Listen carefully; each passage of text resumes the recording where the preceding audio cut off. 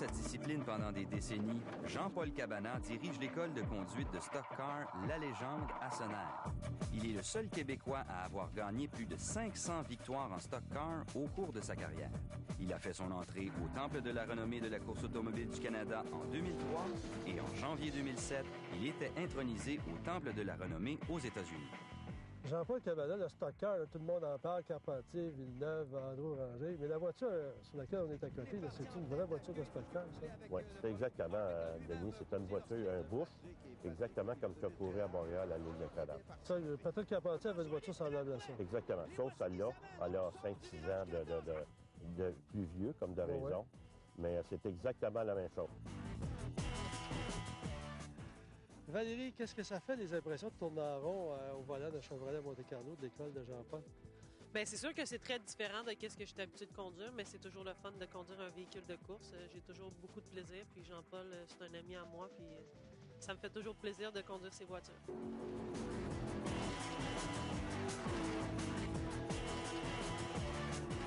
C'est quoi la cylindrée de quel gros 350, la même chose qu'il y avait, sauf que le moteur il est moins fort que celui qu'il y avait à Montréal. Comme on dit dans le milieu, il est détuné un peu. Il développe quoi, 350 forces à peu près? Oui, ça joue dans les 380, 85. Là, on ne l'a pas mis sur le dyno, celui-là. Ouais.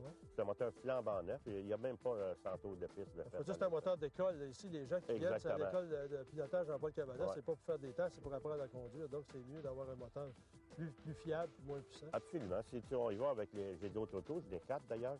J'en ai 2 là, ils développent 475 forces. On peut rouler jusqu'à 195, tout près de 200 km/h là, à la sortie de la 2.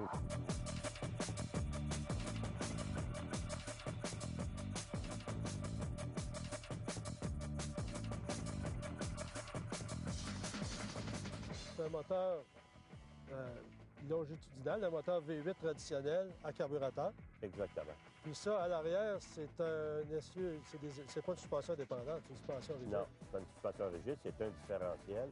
Ils appellent ça un différentiel de Ford, 9 pouces, là. Toutes les gars de tout le monde a ça. Tout le monde est pareil. Sauf que le ratio, tu as le droit d'avoir le ratio que tu veux. C'est ça. Ça, c'est dépend des pistes. Exactement.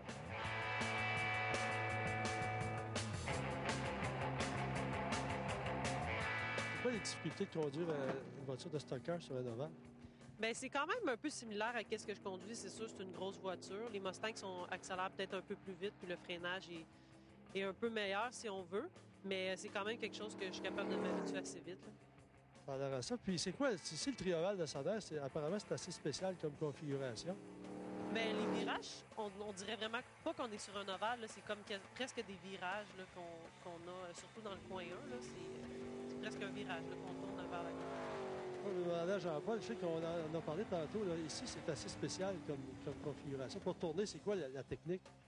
Bien, l'important, c'est travailler pareil comme une road racing. Avec Valérie, il n'y avait pas de problème parce qu'elle est à Gauthier-Masson. Faut que tu colles complètement au mur, c'est droit, puis y aller rentrer dans la courbe exactement comme un road racing. Si tu fais comme un stock car off-dive, c'est un problème. C'est pour ça que ça s'appelle un trioval. Oui.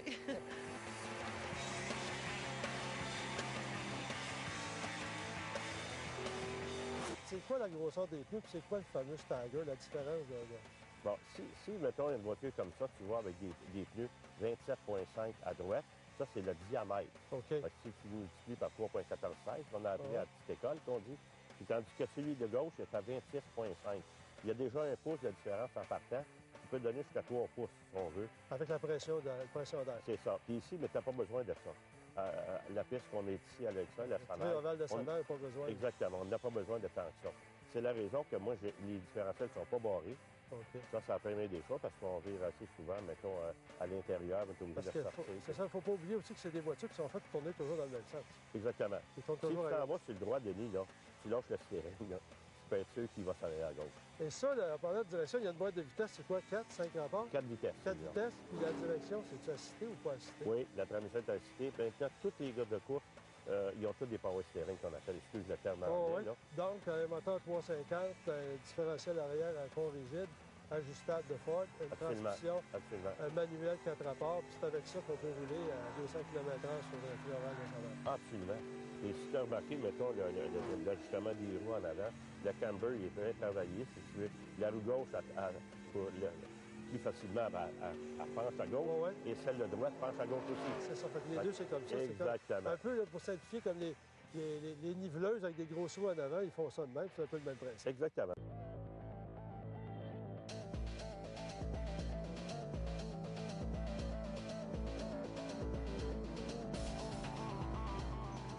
Moi, j'ai toujours remarqué, dans ma seule expérience de stockage, c'est ce que j'écoute à la télévision, que les pilotes sont assis, le volant est très près du corps. Parce que moi, je trouve que c'est une position de conduite assez droite.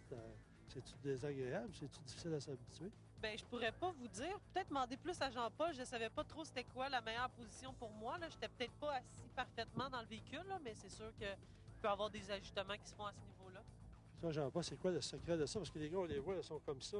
Oui, si on recule à peu près il y a 10 ans, les gars étaient tous comme moi, j'ai conduit pendant X nombre d'années, le volant très loin. Maintenant, le volant est plus proche parce qu'ils travaillent juste comme ça. C'est beaucoup plus facile pour les bras. Les gars fatiguent moins que le volant loin. C'est la seule raison. Et aujourd'hui, il aurait fallu avancer le siège un peu pour Valérie.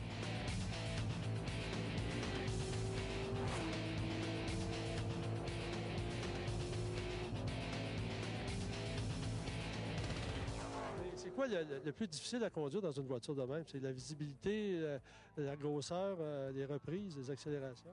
Bien, j'ai pas eu la chance vraiment de conduire avec d'autres voitures sur la piste. Là. Ça, j'imagine que c'est une autre histoire là, quand on fait vraiment une course, là, quand on rentre une 20-30 voitures là, dans un virage, là, c'est là que ça peut devenir un peu plus compliqué. Là. 43 sur un demi-mille comme ils font à certaines places, ça doit être assez compliqué. Oui, ça, c'est sûr. Est-ce que la direction, c'est précis ou c'est assez imprécis, la direction qui est assistée d'ailleurs? Bien, je pense qu'on commence à être habitué à ce genre de conduite-là. C'est sûr que c'est pas une formule, hein. C'est une grosse voiture, mais ça se conduit assez bien, puis c'est le fun parce que c'est accessible à tout le monde aussi. Hein.